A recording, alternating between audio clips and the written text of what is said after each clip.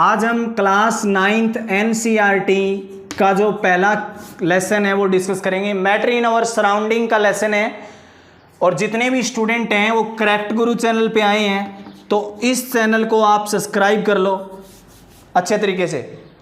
अब हम बात करते हैं क्लास 9th के अंदर जो पहला लेसन रहेगा हमारा NCERT से रिलेटेड, वो पहला लेसन है matter in our surrounding. Slide देखिए स्क्रीन पे, ये लेसन पढ़ेंगे हम, मैटर इन आवर सराउंडिंग। ये लेसन आज हम पढ़ेंगे और एक ऐसे तरीके से पढ़ेंगे ये आप लाइफ में कभी नहीं भूलोगे इस लेसन को। बिल्कुल ब्राइफ में आपको अच्छी चीजें बताई जाएगी। पहला क्वेश्चन है व्हाट इज मैटर। आपको इसके बारे में बताना है कि मैटर क्या है। तो मैटर क्या होता है? मैटर हिंदी में बोलते हैं पदार्थ। मैटर को हिंदी में क्या बोलते हैं? पदार्थ बोलते हैं। Matter is defined as occupied space. Matter क्या होता है? जो स्थान घेरता है, वह वस्तु जो स्थान घेरती है उसको क्या कहते हैं? मैटर कहते हैं। क्लियर हो गया आपको अच्छे तरीके से? तो मैटर की कितनी स्टेट्स हैं? टाइप्स ऑफ मैटर की स्लाइड आपको स्क्रीन पे दिखाई दे रही होगी। टाइप्स ऑफ मैटर, तो टाइप्स ऑफ मैटर कितने होते हैं? Solid, liquid, gas. जनरली कितनी स्टेट होती है मैटर की? 3 स्टेट होती है, सॉलिड, लिक्विड और गैस। हिंदी में बोलेंगे ठोस, द्रव, गैस। और 5वीं और चौथी अवस्था भी होती है पदार्थ की साइंटिस्ट के अकॉर्डिंग। तो 5 अवस्थाएं कौन कौन सी हो जाएगी? नंबर 4 पे होता है प्लाज्मा। नंबर 4 पे क्या होता है? प्लाज्मा। और नंबर 5 पे होता है BEC। ये पदार्थ की टोटल कितनी अवस्थाएं हैं? 5 अवस्थाएं हैं। मैटर की कितनी अवस्थाएं हैं? सॉलिड, लिक्विड, गैस, प्लाज्मा और BEC। BEC का फुल फॉर्म होता है बोस आइंस्टीन कंडेंसेट। बी का मतलब होता है बोस। सत्येंद्र नाथ बोस साइंटिस्ट थे, उन्होंने इसके बारे में बताया। और एल्बर्ट आइंस्टीन, दोनों वैज्ञानिकों ने मिलकर मैटर की 5वीं स्टेट के बारे में बताया। और मैटर की चौथी स्टेट है प्लाज्मा। तो ये आपको अच्छे तरीके से क्लियर हो गया मैटर क्या है और मैटर की कितनी स्टेट है। ये मैंने आपको सिर्फ इंट्रोडक्शन के लिए बताया। एग्जाम में क्वेश्चन ऐसे नहीं बनेंगे, एग्जाम में क्वेश्चन NCERT एक्सरसाइज से बनेंगे। तो पहला क्वेश्चन आपके सामने स्क्रीन पे है, NCERT एक्सरसाइज का पहला क्वेश्चन। सोल्व करो इसको जल्दी से। Convert the following temperature to Celsius scale. एक ऐसा टेम्परेचर जिसको सेल्सियस में कन्वर्ट कर सकते हैं केल्विन से। ध्यान से सुनो। तो आपके सामने 2 वैल्यू हैं। 293 केल्विन को सेल्सियस में बदलो। नंबर 2 आसानी से हो जाएगा, अच्छे तरीके से हो जाएगा। 293 केल्विन, 470 केल्विन, दोनों को सोल्व करना है आपको। किस में बदलना है? सेल्सियस में बदलना है। ध्यान से सुनो। 0 डिग्री सेल्सियस किसके बराबर होता है? 273.15 केल्विन के बराबर होता है। 273.15 केल्विन के बराबर होता है। 273.15 केल्विन के बराबर क्या होता है? सेल्सियस होता है। सेल्सियस से केल्विन बनाते हैं 273 ऐड कर देते हैं। 273 क्या कर देंगे? जोड़ देंगे, ऐड कर देंगे। तो इसके अंदर क्या काम करोगे? 293 केल्विन है, उसको क्या बनाना है? सेल्सियस बनाना है। तो 293 केल्विन को क्या बनाना है? सेल्सियस बनाना है। तो आपको क्या कर देना है? केल्विन से सेल्सियस बनाएंगे तो 273 घटा देंगे, सब्सट्रैक्ट कर देंगे। तो 293 में से अगर आप 273 सब्सट्रैक्ट करोगे तो आंसर क्या आएगा? आंसर आएगा इसमें 3 से 3 0 हो गया और 9 से 7 क्या हो गया? 2 हो गया। तो इस क्वेश्चन का राइट आंसर क्या आएगा? 20 डिग्री सेल्सियस इसका कन्वर्ट हो जाएगा। जो 293 केल्विन है वो कितने डिग्री सेल्सियस के बराबर होगा? 20 डिग्री सेल्सियस के बराबर होगा। पहला आसानी से हो गया, दूसरा कर लोगे आप। 470 केल्विन को सेल्सियस में बदलना है तो इसमें से क्या कर दोगे? 273 क्या कर दोगे? सब्सट्रैक्ट कर दोगे। इसमें 273 सब्सट्रैक्ट कर दो। 470 में 273 क्या कर दो? सब्सट्रैक्ट कर दो 7 और उसके बाद में 9 7 और उसके बाद में 197 डिग्री सेल्सियस इस क्वेश्चन का क्या होगा? राइट आंसर होगा। अच्छे तरीके से कर लेना इसको। 10 में से 3 मतलब 7 और इसका क्या आएगा? 9 7 मतलब क्या हो गया? इसमें क्या आएगा? 8, इसमें ये क्या रहेगा? 6 7 9 और उसके बाद में 197 डिग्री सेल्सियस इस क्वेश्चन का राइट आंसर आएगा। Convert the following temperature to Celsius scale. पहला क्वेश्चन आपको अच्छे तरीके से क्लियर हो गया। सेकंड क्वेश्चन है केल्विन स्केल में कन्वर्ट करना है। किस में कन्वर्ट करना है? सेकंड क्वेश्चन में केल्विन में कन्वर्ट करना है। केल्विन में कर लो। इसमें क्या काम किया था आपने? सब्सट्रैक्ट किया था। और उसमें क्या काम करना है? ऐड करना है। ऐड करो, जल्दी से ऐड करो। इस क्वेश्चन के अंदर आंसर आ जाएगा 25 डिग्री सेल्सियस। 273 ऐड कर दो, क्या आएगा? इसका क्या आएगा? 298 केल्विन। क्या आएगा? 298 केल्विन आएगा इस क्वेश्चन का राइट आंसर। 25 डिग्री सेल्सियस हो गया। 373 डिग्री सेल्सियस का क्या आएगा? 373 डिग्री सेल्सियस में क्या करोगे? 273 ऐड कर दोगे तो क्या आएगा? इसका ऐड कर दो 3 6 और उसके बाद में 7 7 14 और उसके बाद में 646 क्या आएगा? केल्विन आएगा। 646 क्या आएगा, केल्विन आएगा, किसका आएगा 646 केल्विन आएगा 373 डिग्री सेल्सियस के बराबर होता है, 646 केल्विन के बराबर होता है, 646 केल्विन इस क्वेश्चन का राइट आंसर होगा। नेक्स्ट क्वेश्चन है, तीसरा क्वेश्चन, 9th क्लास की जो क्लास चल रही है एनसीईआरटी के स्टूडेंट्स के लिए, उनके लिए बहुत ही आसान क्लास रहेगी, आपको हेडेक नहीं लेना है। जो भी स्टूडेंट 9th क्लास के अंदर जो एनसीईआरटी के स्टूडेंट है जो एग्जाम की तैयारी कर रहे हैं, जिसका एग्जाम है अभी, मतलब जो एग्जाम होगा, तो उसके लिए तीसरा क्वेश्चन है, give reason for the following observations. पहला क्वेश्चन है, naphthalene balls disappear with time without living any solid. Naphthalene ball क्या होती है, कपूर की गोली, कैम्फर, कपूर की गोली क्या होती है, कुछ टाइम बाद डिसअपियर हो जाती है, कुछ टाइम बाद क्या हो जाती है, डिसअपियर हो जाती है, गायब हो जाती है। इसका रीजन क्या है, एक प्रोसेस होती है, उस प्रोसेस का नाम है सब्लिमेशन रिएक्शन। कौन सी प्रोसेस होती है, सब्लिमेशन रिएक्शन। नेफ्थिलीन बाल डिसअपियर हो जाएगी, सब्लिमाइज हो जाएगा वो। आंसर आपके सामने स्क्रीन पे है, ध्यान से देखो। Naphthalene ball disappear with time without living any solid because they undergo sublimations, they directly change into vapour without passing through the liquid state. ध्यान से सुनो, कोई भी सॉलिड है, सॉलिड क्या है, नेफ्थिलीन बाल, कपूर की गोली, कैम्फर बोल सकते हैं, नेफ्थिलीन बाल। सॉलिड से डायरेक्ट किस में बदलेगा, गैस में, किसमें नहीं बदलेगा, लिक्विड में।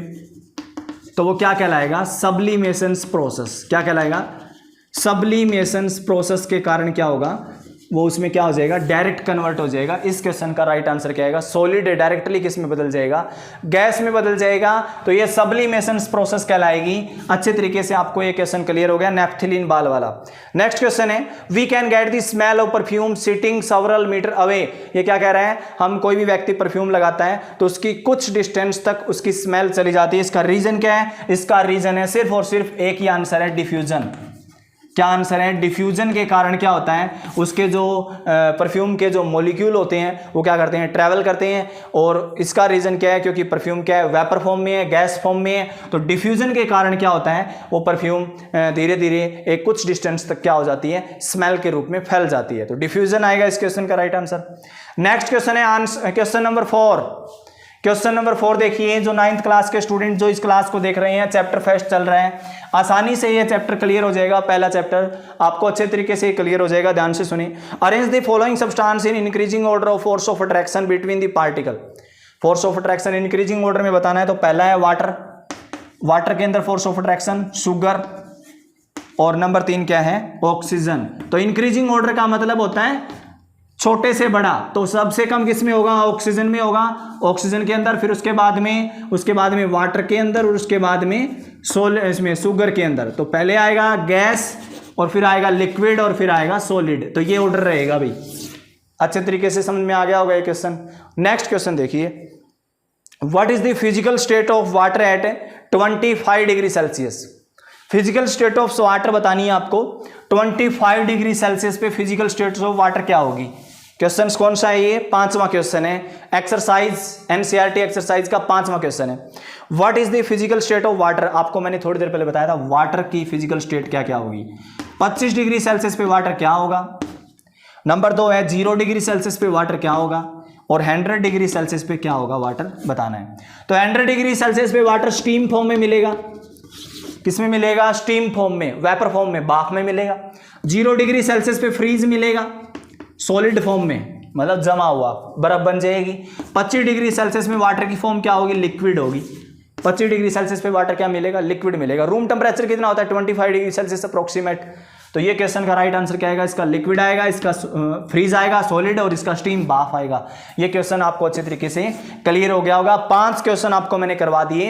एनसीईआरटी जो क्लासेस चल रही हैं क्लास 9th के स्टूडेंट्स के लिए, आपको अच्छे तरीके से क्लास समझ में आ रही है तो इस क्लास को शेयर जरूर करें अगर आपको क्लास समझ में आ रही है, और लाइक शेयर सब्सक्राइब वगैरह भी कर लें। और आपके जो भी डाउट्स हैं वो टेलीग्राम चैनल में टेलीग्राम चैनल का जो लिंक है डिस्क्रिप्शन में, वहां आप अपने डाउट्स क्लियर कर सकते हैं। वैसे कोई डाउट नहीं रहने वाला, अगर आपके फिर भी कोई डाउट है तो आप टेलीग्राम चैनल से ज्वाइन हो सकते हैं। नेक्स्ट क्वेश्चन है give 2 reason to justify. Six question number 6 क्या है, एक ऐसे 2 रीजन बताने हैं जो जस्टिफाई करते हैं water at room temperature in liquid. पहला क्वेश्चन ये बताना है कि वाटर है वो रूम टेम्परेचर पे लिक्विड क्यों होगा, और दूसरा है आयरन अलमीरा is a solid at room temperature. जो आयरन की अलमारी होती है, लोहे की अलमारी होती है, वो सॉलिड क्यों होती है रूम टेम्परेचर पे। तो दोनों रीजन आपको आसानी से बताने हैं, तो दोनों रीजन आएंगे। Water is a liquid at room temperature कुछ रीजन में, क्योंकि वाटर का फिक्स वॉल्यूम होता है। क्या होता है, लिक्विड फॉर्म में होगा वाटर तो क्या होगा, एक वॉल्यूम होगा, शेप नहीं होगी वाटर की शेप नहीं होती, लिक्विड की कोई शेप नहीं होती, सिर्फ वॉल्यूम होता है। आप जिस बर्तन में इसको डालोगे वाटर को वो उसी का रूप ले लेगा, आप जिस बर्तन में इसको डालोगे वो उसी का रूप ले लेगा। तो लिक्विड का सिर्फ वॉल्यूम होता है, वाटर का शेप नहीं होता, पहली कैरेक्टरिस्टिक्स ये होगी, बट नो फिक्स्ड शेप। और दूसरा है water can flow easily, water क्या होगा, आसानी से फ्लो होता रहेगा, इसीलिए क्या है hence it is not rigid but a fluid, ये रिजिड नहीं है, ये फ्लूइड है, मतलब एक प्रकार से तरल है। और उसके बाद में ये दोनों रीजन मैंने आपको बता दिए। 2 रीजन है, वाटर का फिक्स वॉल्यूम होता है, शेप नहीं होती, और वाटर का एक फ्लूइड फॉर्म में होता है, वाटर रिजिड नहीं होता।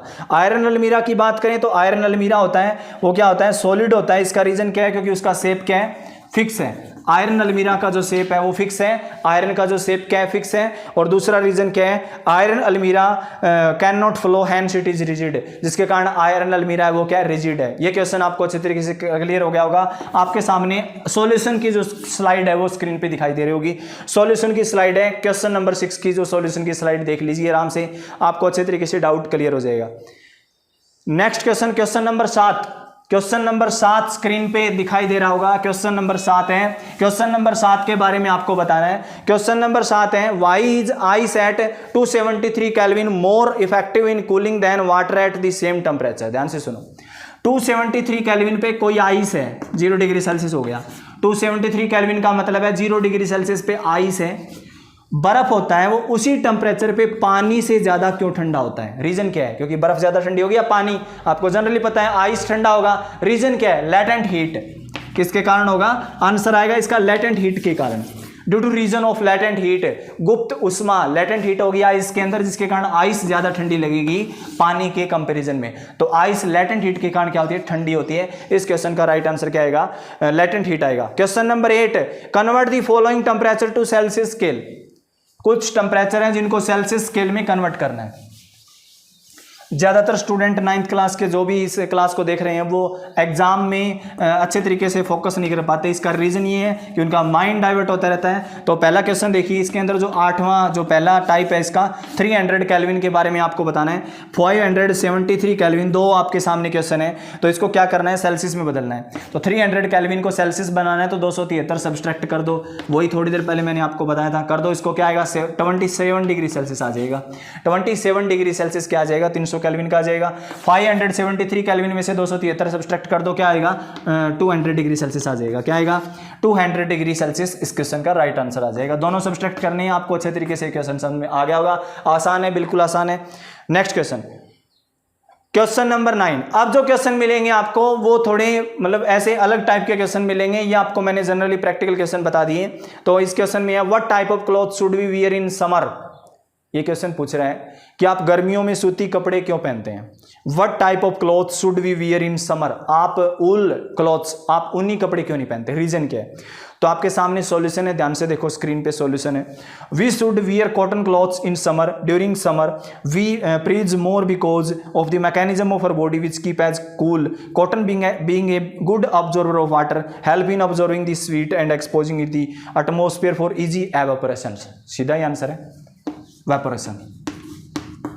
इस क्वेश्चन का राइट आंसर क्या आएगा, आप अगर गर्मी के अंदर कॉटन क्लॉथ्स पहनोगे तो आपके अंदर क्या होगा, एवापोरेशन रेट ज़्यादा होगी, और एवापोरेशन रेट ज़्यादा होगी तो आपको क्या आएगा, पसीना आएगा, स्वीट आएगा, जिसके कारण आपको क्या लगेगा, कूल लगेगा, ठंडा लगेगा। इसीलिए आप गर्मी के सीजन में, समर सीजन के अंदर कॉटन क्लॉथ्स पहनते हो। आसान है, एवापोरेशन के कारण है। समझ में आ गया। नेक्स्ट क्वेश्चन थोड़ी अलग टाइप के क्वेश्चन है। क्वेश्चन नंबर 10 देखिए, व्हाई डज अवर पाम हथेली feel cold wet what we put some acetone और पेट्रोल और परफ्यूम ऑन इट। ध्यान से सुनो, जब आप हथेली पे पेट्रोल डालोगे या परफ्यूम डालोगे या एसीटोन डालोगे तो आपको ठंडक महसूस होगी। रीजन क्या है, वही सेम रीजन थोड़ी देर पहले मैंने आपको बताया था, एवापोरेशन। क्या रीजन आएगा, सेम रीजन है। एवापोरेशन के कारण क्या लगेगा, पेट्रोल और जो परफ्यूम है और जो एसीटोन है उसके कारण क्या लगेगा, ठंडक महसूस होगी एसीटोन के कारण। क्वेश्चन नंबर है 11, ध्यान से सुनिए, 16 नहीं है, क्वेश्चन नंबर 11 है, लास्ट क्वेश्चन है आज की क्लास का। Why are we able to sip hot tea और milk faster than a saucer rather than a cup. ध्यान से सुनो, जब आप गर्म चाय को आप आसानी से नहीं पी सकते और आप एक ठंडे मतलब जो milk faster from a saucer rather than A cap, मतलब इसके ध्यान से सुनो इस क्वेश्चन को, गर्म चाय को आप आसानी से क्यों नहीं पी सकते, इसका रीजन क्या है? इसका रीजन यही है कि इसका जो we are able to sip hot tea faster from a saucer rather than a cup because a saucer has a greater surface area. Reason क्या है? क्योंकि जिसका सरफेस एरिया ज़्यादा होगा ना, उसके कारण हम उस चीज़ को क्या है, सरफेस एरिया ज़्यादा होगा तो उसको हम आसानी से पी सकते हैं, नहीं पी सकते। इसका आंसर आपको बताना है। As a result rate of evaporation increases, इसका रीजन है कि एवेपोरेशन इंक्रीज होगा, सरफेस एरिया बढ़ेगा, जिसके कारण क्या होगा, वो हम आसानी से पी सकते हैं, और सरफेस एरिया कम होगा तो आप उसको आसानी से नहीं पी सकते। क्लियर हो गया? ये क्वेश्चन आपके सामने थे जो matter in our surrounding lesson से रिलेटेड क्वेश्चन थे, और ये क्लास 9th की जो एनसीईआरटी आपको करवाई जाएगी अच्छे तरीके से। आपके सामने ये पहला लेसन आपको अच्छे तरीके से क्लियर हो गया होगा। अगर आपको ये क्लास अच्छी लगी तो इस चैनल को सब्सक्राइब, लाइक, शेयर वगैरह कर लें। फिर मिलते हैं नई अपडेट्स के साथ। Thank you.